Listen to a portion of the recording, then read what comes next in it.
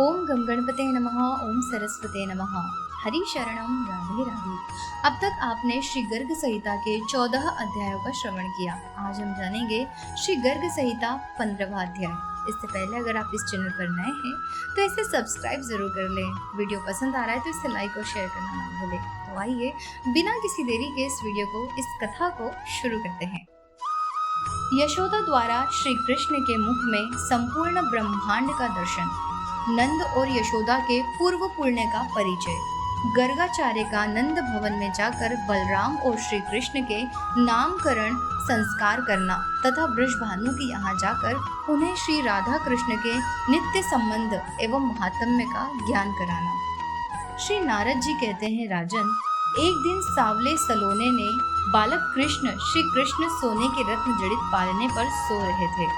उनके मुख पर लोगों के मन को मोह लेने वाली मंद हास्य की छटा छा रही थी। दृष्टि जनित पीड़ा के निवारण के लिए नंद नंदन के ललाट पर काजल का डिठोना शोभा पा रहा था।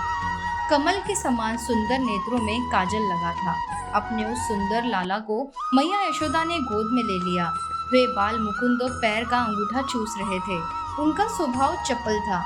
नील नूतन कोमल एवं घुंघराले केश बंधों से उनकी अंग छटा अद्भुत जान पड़ती थी। वक्ष स्थल पर श्री वत्स चिन्ह, बघनखा तथा चमकीला अर्धचंद्र शोभा दे रहे थे। अपार दयामयी गोपी श्री यशोदा अपने उस लाला को लाड़ लड़ाती हुई बड़े आनंद का अनुभव कर रही थी। राजन, बालक श्री कृष्ण दूध पी चुके थे। उन्हें जम्भाई आ रही थी।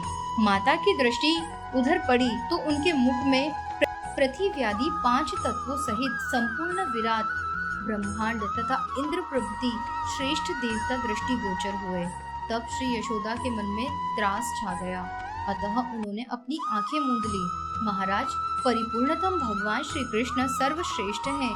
उनकी ही माया से संपूर्ण संसार सत्तावान बना है।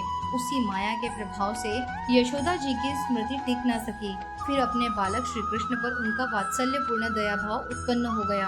अहो, श्री नंद रानी के तप का वर्णन कहाँ तक करूं? श्री बहुलाश्व ने पूछा, मुनिवर, नंद जी ने यशोदा जी के साथ कौन सा महान तप किया था जिसके प्रभाव से भगवान श्री कृष्ण चंद्र उनके यहाँ पुत्र रूप में प्रकट हुए? श्री नारद जी ने कहा, 8 वसुओं में प्रधान जो द्रोण नामक वसु है, उनकी स्त्री का नाम धरा है। इन्हें संतान नहीं थी। वे भगवान श्री विष्णु के परम भक्त थे। देवताओं के राज्य का भी पालन करते थे। राजन, एक समय पुत्र की अभिलाषा होने पर ब्रह्मा जी के आदेश से वे अपनी सहधर्मिणी धरा के साथ तप करने के लिए बंदरांचल पर्वत पर गए। वहां दोनों ने कंद मूल एवं फल खाकर अथवा सूखे पत्ते चबाकर तपस्या करी। बाद में जल के आधार पर उनका जीवन चलने लगा। तदंतर उन्होंने जल पीना भी बंद कर दिया। इस प्रकार जन शून्य देश में उनकी तपस्या चलने लगी। उन्हें तप करते जब 10 करोड़ वर्ष बीत गए तब ब्रह्मा जी प्रसन्न होकर आए और बोले, वर मांगो। उस समय उनके ऊपर दीमकें चढ़ी थी, अतः उन्हें हटाकर द्रोण अपनी पत्नी के साथ बाहर निकले। उन्होंने ब्रह्मा जी को प्रणाम किया और विधिवत उनकी पूजा की। उनका मन आनंद से उल्लसित हो उठा। वे उन प्रभु से बोले, श्री द्रोण ने कहा, ब्रह्मन विदे परिपूर्णतम जनार्दन भगवान श्री कृष्ण मेरे पुत्र हो जाए और उनमें हम दोनों की प्रेम लक्षणा भक्ति सदा बनी रहे, जिसके प्रभाव से मनुष्य दुर्लंघ भवसागर को सहज ही पार कर जाता है। हम दोनों तपस्वी जनों को दूसरा कोई वर अभिलषित नहीं है। श्री ब्रह्मा जी बोले, तुम लोगों ने मुझसे जो वर मांगा है वह कठिनाइयों से पूर्ण होने वाला है और अत्यंत दुर्लभ है। फिर भी दूसरे जन्म में तुम लोगों की अभिलाषा पूरी होगी। श्री नारद जी कहते हैं, राजन, वे द्रोण ही इस पृथ्वी पर नंद हुए और धरा ही यशोदा नाम से विख्यात हुई। ब्रह्मा जी की वाणी सत्य करने के लिए भगवान श्री कृष्ण पिता वसुदेव जी की पूरी मथुरा से ब्रज में पधारे थे। भगवान श्री कृष्ण का शुभ चरित्र सुधा निर्मित खांड से भी अत्यधिक मीठा है। गंधमादन पर्वत के शिखर पर भगवान नर नारायण के श्रीमुख से मैंने इसे सुना है। इनकी कृपा से मैं कृतार्थ हो गया हूँ। वही कथा मैं तुमसे कही है। अब और क्या सुनना चाहते हो? श्री बहुलाश्व ने पूछा, महामुने, शिशु रूपधारी उन सनातन पुरुष भगवान श्री हरि ने बलराम जी के साथ कौन कौन सी लीलाएं की, यह मुझे बताइए। श्री नारद जी ने कहा, राजन, एक दिन वसुदेव जी के भेजे हुए महामुनि गर्गाचार्य अपने शिष्यों के साथ नंद भवन में पधारे।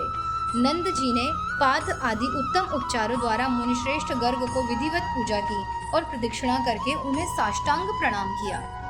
नंद जी बोले, आज हमारे पितर देवता और अग्नि सभी संतुष्ट हो गए।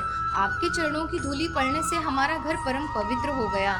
महामुने, आप मेरे बालक का नामकरण कीजिए। विप्रवर, प्रभु, अनेक पुण्यों और तीर्थों का सेवन करने पर भी आपका शुभागमन सुलभ नहीं होता।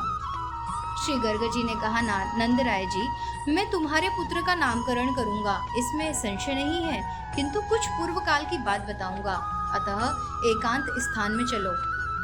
श्री नारद जी कहते हैं, राजन, तदंतर गर्ग जी नंद, यशोदा तथा दोनों बालक श्री कृष्ण एवं बलराम को साथ लेकर गौशाला में गए, जहाँ दूसरा कोई नहीं था।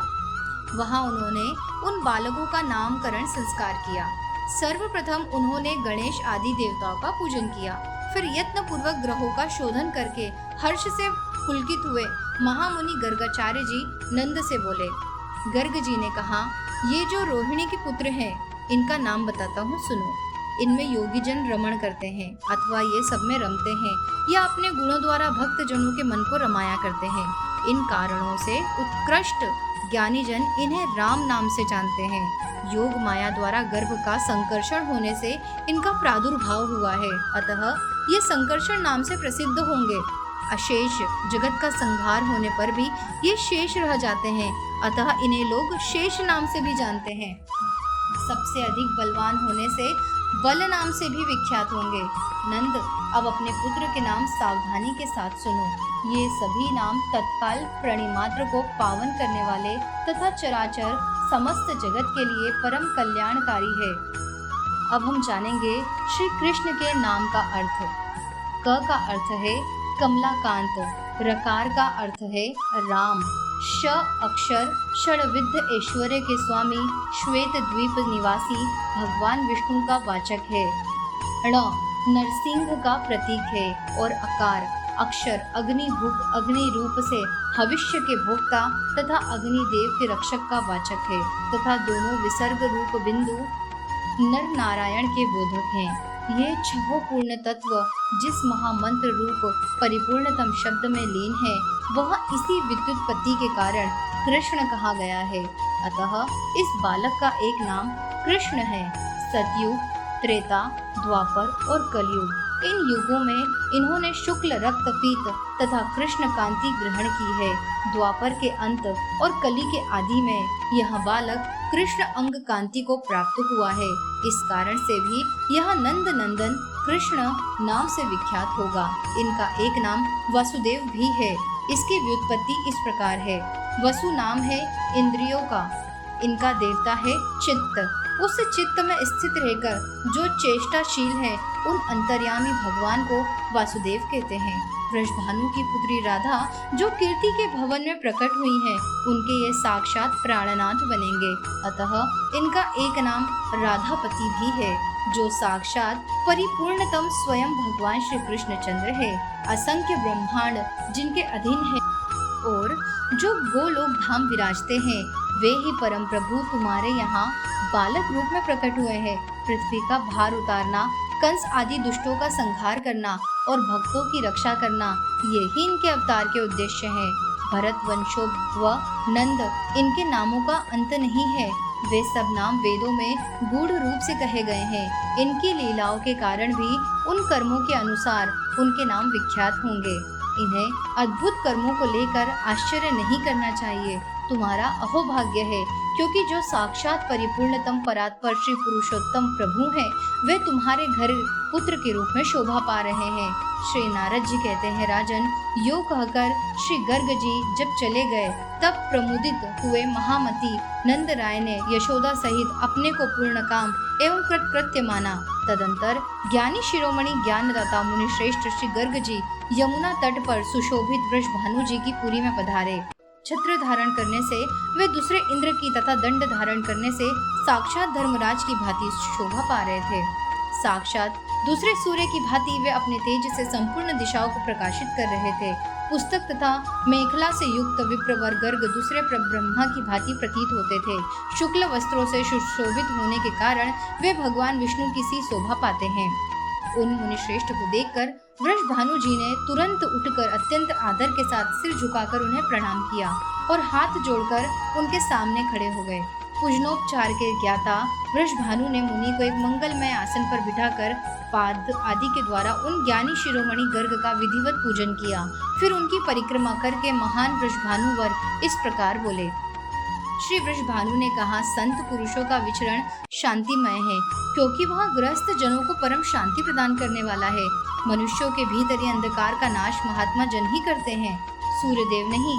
भगवान, आपका दर्शन पाकर हम सभी गोप पवित्र हो गए।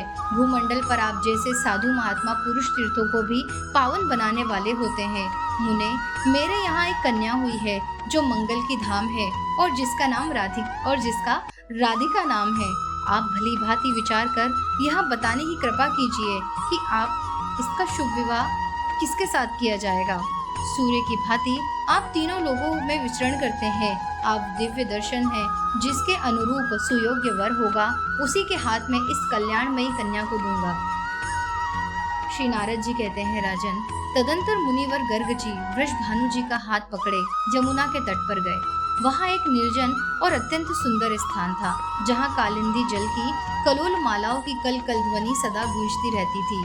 वही गोपेश्वर वृषभानु को बिठाकर धर्मज्ञ मुनिद्र गर्ग इस प्रकार कहने लगे। श्री गर्ग जी ने बोला, वृषभानु जी, एक गुप्त बात है, यह तुम्हें किसी से नहीं कहनी है। जो असंख्य ब्रह्मांडों के अधिपति, गोलोक धाम के स्वामी, परात्पर तथा साक्षात परिपूर्णतम हैं, जिनसे बढ़कर दूसरा कोई नहीं है, स्वयं वे ही भगवान श्री कृष्ण नंद के घर में प्रकट हुए हैं। श्री वृषभानु ने कहा, महामुने, नंद जी का भी भाग्य अद्भुत है, धन्य एवं अवर्णीय है। अब आप भगवान श्री कृष्ण के अवतार का संपूर्ण कारण मुझे बताइए। श्री गर्ग जी बोले, पृथ्वी का भार उतारने और कंस आदि दुष्टों का विनाश करने के लिए ब्रह्मा जी के प्रार्थना करने पर भगवान श्री कृष्ण पृथ्वी पर अवतीर्ण हुए हैं। उन्हीं परम प्रभु श्री कृष्ण की पटरानी, जो प्रिया श्री राधिका जी गोलोक धाम में विराजती हैं, वे ही तुम्हारे घर पुत्री रूप से प्रकट हुई हैं। तुम उन पराशक्ति राधिका को नहीं जानते। श्री नारद जी कहते हैं, राजन, उस समय गोप वृषभानु के मन में आनंद की बाढ़ छा गई और वे अत्यंत विस्मित हो गए। उन्होंने कलावती को बुलाकर उनके साथ विचार किया। पुनः श्री राधा कृष्ण के प्रभाव को जानकर गोपवर वृषभानु आनंद के आंसू बहाते हुए पुनः महामुनि गर्ग से कहने लगे। वृषभानु ने कहा, द्विजवर, उन्हीं भगवान श्री कृष्ण को मैं अपनी यह कमल नयनी कन्या समर्पण करूंगा। आपने ही मुझे यह सन्मार्ग दिखलाया है, अतः आपके द्वारा ही इसका शुभ विवाह संस्कार संपन्न होना चाहिए। श्री गर्ग जी ने कहा, राजन, श्री राधा और श्री कृष्ण का पाणी ग्रहण संस्कार मैं नहीं कराऊंगा। यमुना के तट पर भांडिर वन में इनका विवाह होगा। वृंदावन के निकट जन शून्य सुरम्य स्थान में स्वयं श्री ब्रह्मा जी पधार कर इन दोनों का विवाह करवाएंगे। गोपवर, तुम इन श्री राधिका को भगवान श्री कृष्ण की वल्लभा समझो। संसार में राजाओं के शिरोमणि तुम हो और लोगों का शिरोमणि गोलोक धाम है। तुम संपूर्ण गोप और गोलोक धाम से ही इस भूमंडल पर आए हो। वैसे ही समस्त गोपियां भी श्री राधिका जी की आज्ञा मानकर गोलोक से आई हैं। बड़े बड़े यज्ञ करने पर देवताओं को भी अनेक जन्मों तक जिनकी झांकी सुलभ नहीं होती, उनके लिए भी जिनका दर्शन दुर्घट है, वे साक्षात श्री राधिका जी तुम्हारे मंदिर के आंगन में गुप्त रूप से विराज रही हैं और बहुसंख्यक गोप और गोपियां उनका साक्षात दर्शन करती हैं। श्री नारद जी कहते हैं, राजन, श्री राधिका जी और भगवान श्री कृष्ण का यह प्रशंसनीय प्रभाव सुनकर श्री वृषभानु और कीर्ति दोनों अत्यंत विस्मित तथा आनंद से आच्छादित हो गए और गर्ग जी से कहने लगे, ब्रह्मन, राधा शब्द की तात्विक व्याख्या बताइए। महामुने, इस भूतल पर मन को संदेह को दूर करने वाला आपके समान दूसरा कोई नहीं है। श्री गर्ग जी ने कहा, एक समय की बात है, मैं गंधमादन पर्वत पर गया, साथ में शिष्य वर्ग भी थे। वहीं भगवान नारायण के मुख से मैंने साम वेद का यह सारांश सुना है।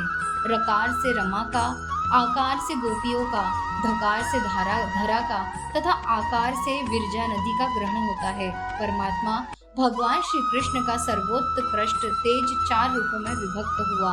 लीला, भू, श्री और विरजा, ये 4 पत्नियां ही उनका चतुर्विध तेज है। ये सब की सब कुंज भवन में आकर श्री राधिका जी के विग्रह में लीन हो गई। इसीलिए विज्ञजन श्री राधिका को परिपूर्णतमा कहते हैं।